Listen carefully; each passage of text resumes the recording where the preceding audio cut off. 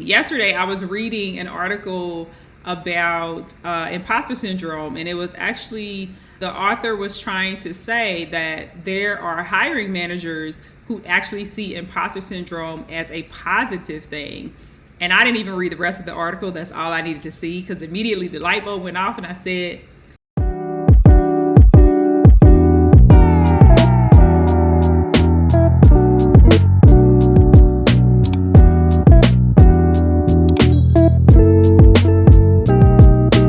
into it.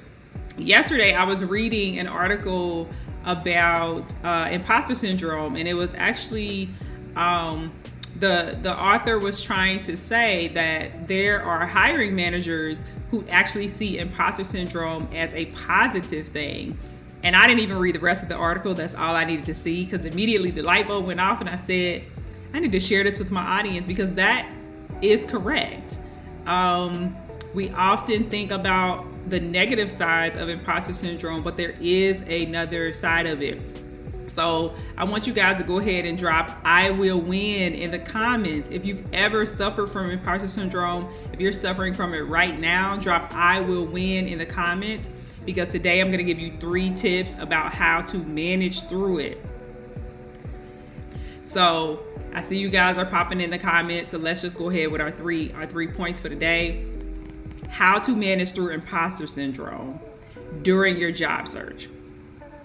The first thing you want to do to try to manage through imposter syndrome is to shift your perspective on imposter syndrome being a negative thing. Everything you read, everything you heard, everyone is making it seem like if you have imposter syndrome, something is wrong with you, and that's a problem, and that it actually needs to be solved. But I want us to flip that perspective. And it really makes me think about, is the glass half empty or is the glass half full? Because you can look at imposter syndrome negatively and think that the glass is half empty, like I'm missing something. There's something that I don't have that I need that's making me incomplete. Or you can look at imposter syndrome as the glass is half full, meaning I have imposter syndrome, but there are some positive attributes associated with that. And so some of the positives are, that means you have feelings, right? It means you have feelings, you have self-awareness, you're looking at what's going on around you, and you're trying to bring your skill set up to a very high bar. It means that you acknowledge that I have learning to do, I have work to do, but that is possible. So in the caption today, I said that we all suffer from imposter syndrome. So during the job search, when we're going for new roles, when we're trying to pivot careers, when we're trying to, take on a title that we haven't had before, it's to be expected to feel like an imposter, because you haven't done it before. And that's okay. And that brings me to my second point, that one of the tools that we can use to manage through imposter syndrome is simply to accept it. Accept that it's real, accept that it exists, accept that it is going to happen. As long as you have feelings and you have self-awareness, and as long as it's a goal and something that you really want to achieve. Just accept that imposter syndrome is going to happen. I was thinking about, how do I explain that, like, you should just accept it? And what came to mind for me was that the path of least resistance is always acceptance, right? If you try to fight, against a wall, against something that's in front of you, if you try to fight against it, you're going to be tired, you're going to be worn out, you're going to, take yourself down a rabbit hole of negative feelings and negative emotions.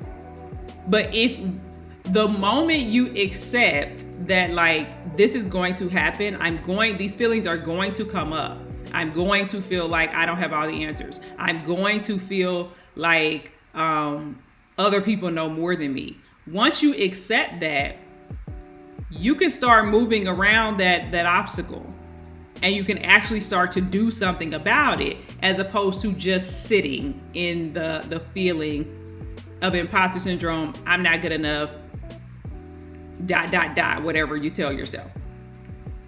And so I was thinking that, like, from a team perspective, I've been a hiring manager, and I think when you join a new team, or you join a new company, you feel like an imposter and you think that's negative. But from the manager's standpoint, everyone on the team, say you're on a team of 5 other project managers or 5 other engineers, well, everyone on the team is never going to have the same level of knowledge, the same level of expertise, the same level of productivity.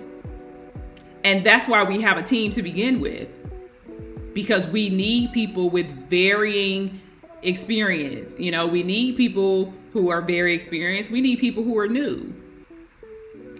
Something that I learned probably when I was working at Tesla is that, and I saw it firsthand, when you walk on the team and you're new, you start to ask questions that people who have been on the team for a long time, or who were involved in the initial startup of the project or whatever, they are so far removed from the very beginning stages that they often overlook very simple solutions that could solve their problems, because they're so deep in the weeds.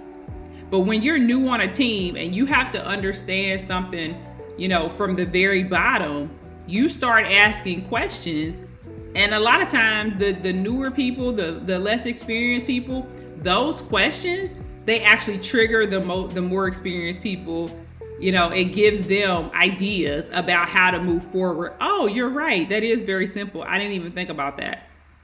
So don't discount that, like, being new. Don't look at it like it's a problem. You still have value. You still add value. So I want somebody to go ahead and drop "I add value" in the comments, because I want you guys to really receive that, like, being new is not negative. Being inexperienced is not negative.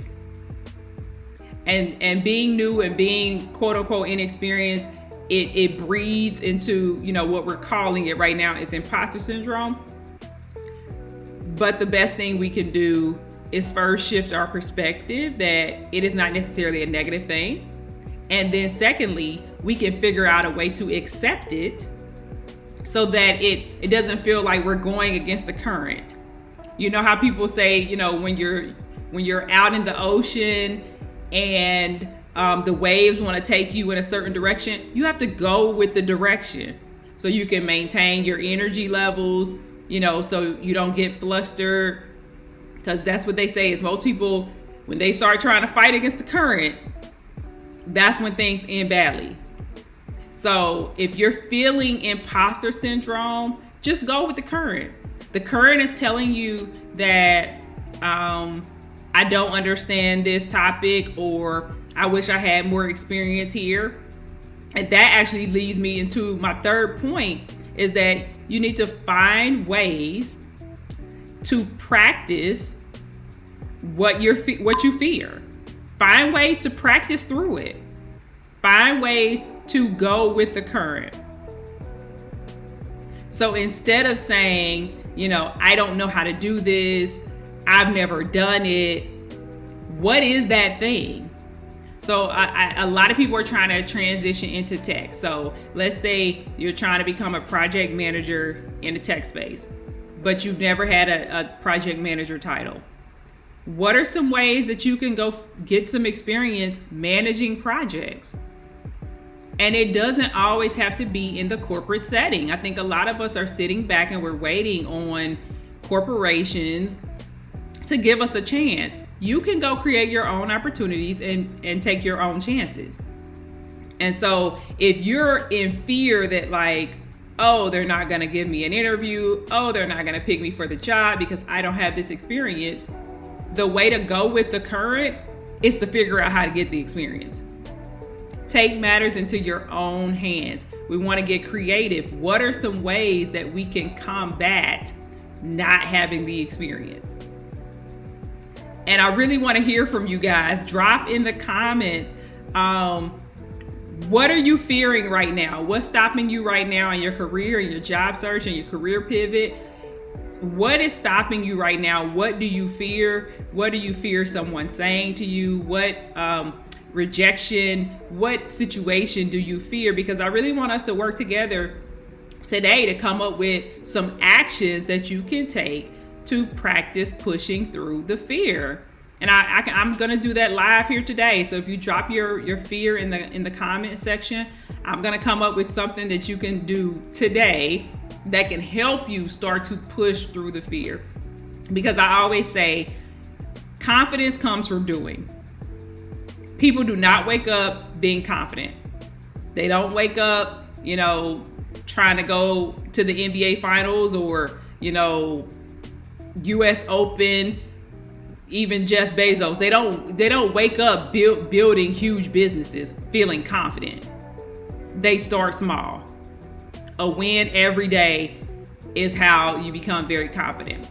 I do want to mention today that I just created a brand new career pivot readiness assessment, and I'm going to drop the link here so that you guys can check it out today. And it's really useful because while you're feeling like an imposter, it's helpful to actually know, where am I stopped, right? What are my gates? What are my limitations, so that I can create a plan to go around them? Because if you just sit in the feeling that I'm an imposter, I don't know, and there's nothing I can do about it, your situation will not change. And so we're gonna work to change situations by action. That's all we got is action. So if you're just popping in, today we're talking about how to manage through imposter syndrome during your job search. The first way is to shift your perspective of imposter syndrome being negative. We want to view it in a positive light, as in that means that we have value to add. There's something that more for us to do to push past that feeling. The second thing is that we're just going to accept it. We're going to go with the current. And the third thing we're going to do is we're going to find ways to practice. And so going with the current means, if I need to get some more experience in a certain software or a certain field or a certain industry, I'm going to set out a plan and figure out how to do that. I'm not going to sit back and just keep saying, you're playing the victim, that I don't have. We're going to go get. Today I dropped a comment in the chat about the pivot quiz that I just launched yesterday, actually. And so if you're feeling fearful, if you're feeling like an imposter, the first thing you can do is figure out where you are stuck, where you are stalled, so that we can create an action plan. Because if you don't know where you're stuck, you can't possibly figure out a way to get unstuck. And so I created this free assessment to get you guys some answers. So until next week, bye.